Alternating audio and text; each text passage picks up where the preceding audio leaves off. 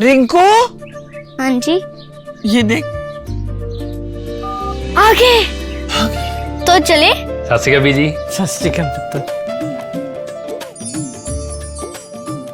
अब साफ दिखाई दे रहा है बीजी।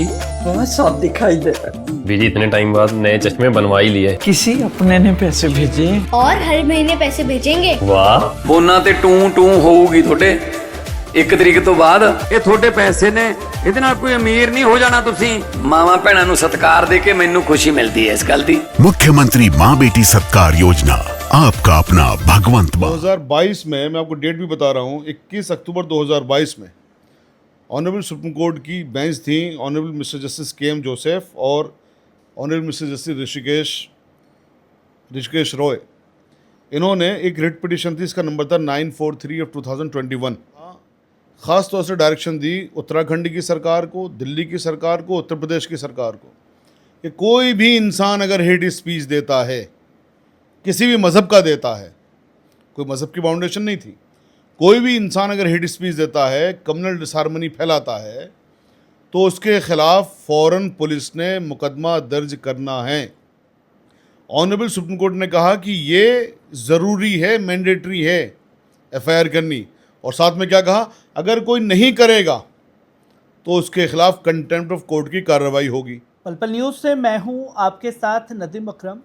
देश में लगातार सोशल मीडिया के ज़रिए मुसलमानों के ख़िलाफ़ नफ़रत फैलाने की इंतहा जो है वो पार कर दी गई है, और बार बार आस्था को ठेस पहुंचाने का काम मुसलमानों के किया जाता है। और गुस्ताखी रसूल एक बार नहीं, 2 बार नहीं, बार बार ये सिलसिला जो है वो जारी हो चुका है। कभी कोई आता है कुछ कहता है, कभी कोई आता है कुछ कहता है, पर सवाल आखिरकार यहीं आकर के रुक जाता है कि ऐसे लोगों के ऊपर सख्त कार्रवाई क्यों नहीं होती है। सड़कों पर एहतजाज भी होते हैं, मेमोरेंडम पूरे देश में दिया जाता है, कंप्लेनें ली जाती हैं, उसके बावजूद भी गिरफ्तारी नहीं होती। क्यों गिरफ्तारी नहीं होती, क्या कॉज से गिरफ्तारी करनी चाहिए, आज इसी पर हमसे बात करने के लिए सुप्रीम कोर्ट के सीनियर एडवोकेट शाहिद अली साहब मौजूद हैं। सर, किस तरीके से देख रहे हैं, पूरे देश में मेमोरेंडम, कंप्लेन, फ़ोटो तक खींच ली जाती है, प्रशासन फ़ोटो खींचता है, बताता है कि हमने कंप्लेन ले ली है, पर फिर भी गिरफ्तारी नहीं हो पाती, एफआईआर दर्ज नहीं हो पाती। आंसर यहीं पे छिपा हुआ है। आपने जो कहा कि वो फ़ोटो लिया जाता है कि साहब हमने कंप्लेंट दे दी, वो फ़ोटो लेने के बाद में वो अपनी अपनी सोशल मीडिया पे देते हैं कि देखिए साहब हमने कंप्लेंट दी। वो मेरा ख्याल ये है कि अपने आप को पॉपुलर करने के लिए ज़्यादातर ये काम होते हैं। अगर कोई भी आदमी ने सीरियसली इस काम को किया होता तो मैं देखिए आपको कानून बताता हूँ। 2022 में मैं आपको डेट भी बता रहा हूँ, 21 अक्टूबर 2022 में ऑनरेबल सुप्रीम कोर्ट की बेंच थी, ऑनरेबल मिस्टर जस्टिस के एम जोसेफ और honourable mister justice Rishikesh Roy. इन्होंने एक रिट पिटिशन थी, इसका नंबर था 943 ऑफ 2021। दोनों चीज़ आपके सामने से चली गई, और ये तमाम देश के लिए बता रहा हूँ मैं ये बात कि जो लोग ये फ़ोटो खिंचवाने वाले लोग हैं उन लोगों के लिए भी कि भाई आप जो फ़ोटो खिंचवाते हो, आपको करिए, आप सब कुछ करिए, लेकिन आप इशू से डाइवर्ट हो जाते हो, या तो आपको पता नहीं है या आप जानबूझ के जो काम करना चाहिए वो नहीं करते। तो इस पिटिशन में क्या कहा था आपको वो बताता हूँ।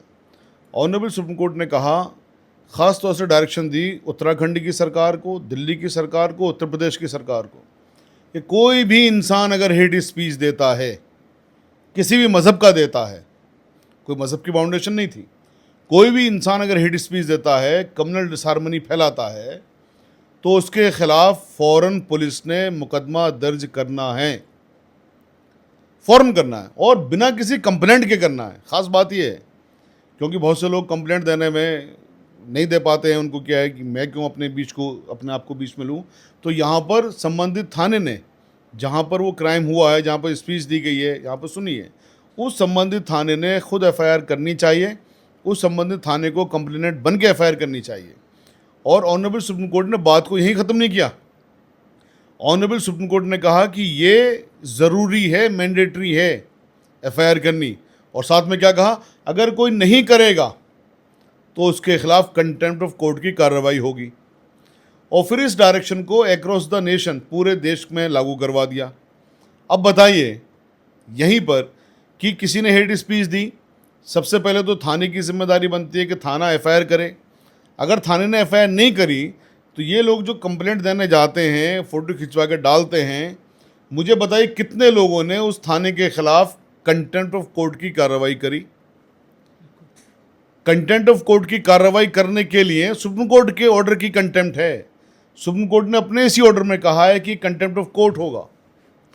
तो ये सुप्रीम कोर्ट कह रही है कंटेम्प्ट ऑफ कोर्ट होगा, तो जिस तरह से आप एक वहाँ पर लोगों से भी कह रहे हो थाने आइए, और जाके आप जंतर मंतर भी जा रहे हो, आप दूसरी जगह भी जा रहे हो, ये सारी चीज़ें करने की मना नहीं कर रहा मैं, लेकिन आपने कंटेम्प्ट ऑफ कोर्ट करने के लिए कौन सी कार्रवाई करी? किसी वकील के पास गए कि भाई साहब मैंने कंटेम्प्ट ऑफ कोर्ट करना है। बहुत सारे वकील हैं इंक्लूडिंग मी जो फ्री में करने के लिए तैयार हैं, कोई पैसा नहीं लेने के लिए तैयार हैं, लेते भी नहीं हम कोई पैसा, ठीक है, लेकिन नहीं आएंगे, नहीं करेंगे। बड़ी बड़ी तंजीमें हैं, उनसे दुनिया भर की चीज़ें करवा लीजिए, पॉलिटिक्स पूरी करेंगे, लेकिन जो करने की चीज़ें वो नहीं करेंगे। जब सुप्रीम कोर्ट ने प्रावधान दे दिया कि संबंधित थाने ने एफआईआर करनी है, एक्शन लेना है, और नहीं लेगा तो कंटेम्प्ट ऑफ कोर्ट माना जाएगा। किसका कंटेम्प्ट? ऑनरेबल सुप्रीम कोर्ट का। तो बताइए मुझे आज तक कितनी कंटेम्प्ट फाइल हुई? आपने थाने में कंप्लेंट दे के आ गए, अगर वो नहीं कर रहे हैं फिर भी, तो ये तो बहुत ज़्यादा ग्रेव कंटेम्प्ट हो गई। मतलब ये तो गुस्ताखे रसूल के खिलाफ जो कार्रवाई होनी है। अगर अधिकारी भी बचाने की कोशिश करते हैं तो उनके ऊपर भी कार्रवाई का प्रावधान दिया है सुप्रीम कोर्ट ने। बचाने की नहीं, अगर अधिकारी एफआईआर नहीं करते हैं तो बचाना तो ये है कि साहब उनको बचा दिया। यहाँ पर उनको एफआईआर करनी ही करनी है। अगर एफआईआर नहीं करते हैं तो ये ये कंटेम्प्ट ऑफ कोर्ट बनता है। ऑनरेबल सुप्रीम कोर्ट के ऑर्डर की कंटेम्प्ट है। और किस ऑर्डर की कंटेम्प्ट है मैं दोबारा बता देता हूँ। रिट पिटिशन नंबर 943 ऑफ 2021 में ऑर्डर किया था ऑनरेबल सुप्रीम कोर्ट ने, जो किया था 21 अक्टूबर 2022 को। तो 21 अक्टूबर 2022 के ऑर्डर की कंटेम्प्ट है। ख़ास तौर से 3 स्टेट को डायरेक्शन दी थी, दिल्ली, उत्तराखंड और उत्तर प्रदेश। उसके बाद में पूरे देश के अंदर ये लागू कर दिया। तो ये इस ऑर्डर की कंटेम्प्ट है। इस ऑर्डर को आप निकालिए, उससे आप गूगल से निकल जाएगा, सुप्रीम कोर्ट की वेबसाइट से निकल जाएगा। किसी वकील के आप पास जाइए, वहाँ से मेरे पास आएंगे, मैं फ्री में करूँगा, आप निकालिए उसका जो स्टेटमेंट हेट स्पीच वाला वो लीजिए। आपने अगर थाने को कंप्लेंट दी है तो वो और अच्छी बात है, नहीं भी दी है तो कोई दिक्कत की बात नहीं। ये बताना है कि जी इस थाने के संज्ञान में हुआ है, थाने ने एक्शन नहीं लिया है। जब कंटेम्प्ट ऑफ कोर्ट होगा तो उन अफसरों की नौकरियां भी जाएंगी। अब बताइए कौन सा अफसर नौकरी जाने देगा अपनी? आप 2, 3, 4, 5, 10 कंटेम्प्ट करके तो देखिए, पूरे देश के अंदर कानून लागू हो जाएगा। कानून में दिक्कत नहीं है, कानून बना दिया गया है, लेकिन ये हम लोगों के अंदर दिक्कतें हैं जिस पे कार्रवाई नहीं करते। काउंटर नहीं करते हम लोग, काउंटर नहीं करते। नहीं, उसका फायदा नहीं लेते हम। काउंटर तो बात की बात है, हम फायदा पता नहीं भी लेते। तो नहीं है ना सर, सर सबको पता है, जितनी भी तंजीमें सबको पता है ये बात। हम बार बार इस बात को कहते हैं।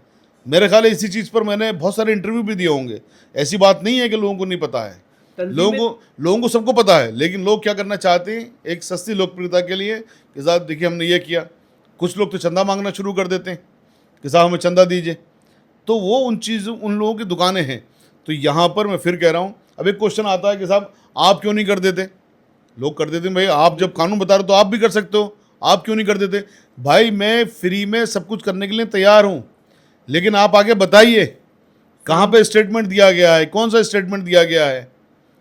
मैं तो इस तरह के जो हेट स्पीसीज वाले स्टेटमेंट होते हैं उनको सुनता भी नहीं हूँ। इसलिए नहीं सुनता हूँ कि उस गुनाह में मैं भी मुलविस हो जाऊँगा और मैं फिर अल्लाह सुब्हानहू तआला को क्या मुँह दिखाऊँगा। लेकिन आपने अगर उसको सुन लिया है तो आप तो कम से कम कर सकते हैं। लोग क्या करते हैं कि वो हेट स्पीसीज के पार्ट भी सोशल मीडिया पर चलाते हैं। यानी कि एक इंसान ने जो बदतमीज़ी की, जो बेइज्जती की, जो गुस्ताखी की, उस गुस्ताखी का आप भी जाने अनजाने पार्ट बन जाते हैं। तो ये लोग ना करें। किसी के पास में अगर कोई हेट स्पीच आई है तो सबसे पहली बात तो उसको आप किसी को आगे फॉरवर्ड ना करें, क्योंकि आप जितनी फॉरवर्ड करोगे उतना उस चीज़ को ताकत मिलेगी, उस गुस्ताखी को ताकत मिलेगी। दूसरी बात, आप भी उसमें मुलविस हो गए, जाने अनजाने पकड़ आपकी भी अल्लाह सुब्हानहू तआला के पास होगी। तीसरी बात कि अगर आपके पास में ये वाली चीज़ें के साथ एक्शन होना चाहिए और थाना एक्शन नहीं ले रहा, अब कंप्लेंट दीजिए। कंप्लेंट पे एक्शन नहीं हो रहा तो उस संबंधित थाने के खिलाफ भी कंटेम्प्ट ऑफ कोर्ट की कार्रवाई हम करेंगे और फ्री में करेंगे। ये तो सर 2021 का फैसला हुआ, पर कल ही 2022 का। 2022 का ये फैसला हुआ। कल ही सुप्रीम कोर्ट में इसको लेकर के सुनवाई हुई, जिसमें कोर्ट साफ तौर पर ये कहता है कि आपको अधिकारियों पर भरोसा रखना चाहिए, सिस्टम पर भरोसा रखना चाहिए। तो किस अधिकारी पर भरोसा किया जाए, कौन से सिस्टम पर भरोसा किया जाए, जब पूरे देश में मेमोरेंडम देने के बावजूद कोई ठोस कदम नहीं उठाया जाता? जब हमारे लोग इतनी नालायकियां करेंगे, ऑनरेबल सुप्रीम कोर्ट ने एक व्यवस्था दे दी, तो बार बार व्यवस्था देगी क्या? बार बार तो नहीं देगी ना। आपको जब एक व्यवस्था है, एक कानून बना दिया गया, उसका फायदा क्यों नहीं उठाते? आप बार बार जाएंगे, दोबारा कानून बना दिए साहब, अपने खिलाफ ही कानून बनवाएंगे। कहाँ से इन लोगों के पास अकल आती है भाई? कौन इन लोगों को अकल देता है? दुनिया भर के अंदर आप मेमोरेंडम दे रहे हो, चलिए साहब दे रहे हो, आपका मन कर रहा है दीजिए आप, लेकिन आपने कंटेम्प्ट ऑफ कोर्ट क्यों नहीं फाइल किया? आप दोबारा ऑनरेबल सुप्रीम कोर्ट में जाते हो, एफआईआर करवाओ साहब। क्यों जा रहे हो जब व्यवस्था है ऑलरेडी? जब ऑलरेडी व्यवस्था है, आपको सिर्फ और सिर्फ कंटेम्प्ट ऑफ कोर्ट फाइल करना और कुछ भी नहीं करना। अगर संबंधित थाना एफआईआर नहीं कर रहा है और दोबारा आपको सुप्रीम कोर्ट में जाने के लिए ज़रूरत नहीं है, किसी कोर्ट में जाने की ज़रूरत नहीं है कि साहब हमारे एफआईआर करिए, व्यवस्था दे दी ऑलरेडी, और सुप्रीम कोर्ट का आदेश है, किसी छोटी मोटी कोर्ट का नहीं है। क्योंकि हमने देखा कि किस तरीके से अगर कोई मुस्लिम भी अगर कोई टिप्पणी कर देता है तो उन्हें भी तुरंत में गिरफ्तार कर लिया जाता है। तो क्या दो चश्मों से देख करके कानून कार्रवाई कर रहा है या अधिकारी कार्रवाई कर रहे हैं? नहीं, ये तो बिल्कुल फैक्ट बात है, ये तो बिल्कुल फैक्ट बात है, क्योंकि जो पार्टी भारतीय जनता पार्टी सरकार में है, अब उनका चूंकि ईंधन है, उनकी पॉलिटिक्स का ईंधन है हेट पॉलिटिक्स, नफरत पे आधारित उनकी पॉलिटिक्स है। भले उनकी सरकार के जो मंत्री हैं वो इस बात के लिए ना कहते हों, लेकिन अफसरान तो सारे यही समझते हैं कि हमारे पॉलिटिकल आका खुश होंगे अगर हम कार्रवाई करेंगे मुसलमानों के ख़िलाफ़, तो कार्रवाई करते हैं। लेकिन मुसलमान भी क्यों बोलते हैं ऐसी बात? भाई अगर किसी हमारे हिंदू भाई के ख़िलाफ़ कार्रवाई नहीं हुई है तो इसका मतलब ये थोड़ी ना आपको हक मिल गया कानून तोड़ने का, जब व्यवस्था है ऑलरेडी।